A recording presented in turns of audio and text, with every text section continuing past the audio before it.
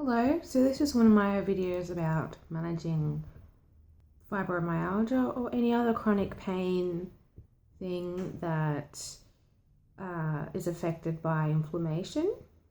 I'm going to be talking about the kinds of foods you should probably be avoiding. So sugar is one of the big ones. You can, like, the white processed sugar is like the worst sugar for sure. You can use like the Stevia or the sweeteners, but they're still not great for you. So they still will cause a bit of the inflammation. I found that honey is pretty good as a substitute if you need like a sweet thing in your tea. I have not tried it in coffee yet, but I've heard that honey in coffee is quite good. I'd rather just have a weaker coffee and try not to add sugar unless I really feel like it. The second thing you probably should be avoiding is like processed carbs. So anything with wheat in it. So no pasta, no bread, cereal.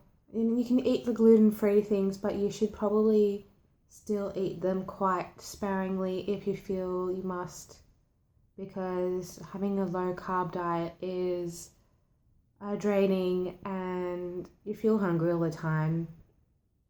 But if you're one of those people that likes vegetables and fruit, then I think it's fine.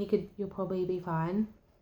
Because potatoes are actually, yes, they're a carb, but according to my physio, they're a good carb. Same with the sweet potato. Any of those big rooty vegetables are quite good if you are having trouble, like not feeling full after a vegetable-only meal. Quinoa is a good substitute for pasta. You can also make pasta out of vegetables if you have like one of those pasta machines, which I don't. I just have like the gluten-free pasta every now and then, but I try not to have too much of it. Dairy isn't fantastic. Like, I would say try to minimize your dairy if you can. I mean, it's not one of the big big things like sugar or wheat. They are the two main things that will aggravate your fibro or inflammation related pain thing that you're having. So what else? So it's really important to increase your leafy green vegetables like kale, spinach, broccoli. Those types of things are really important. Also, bananas are really good for if you've got the muscle pain happening.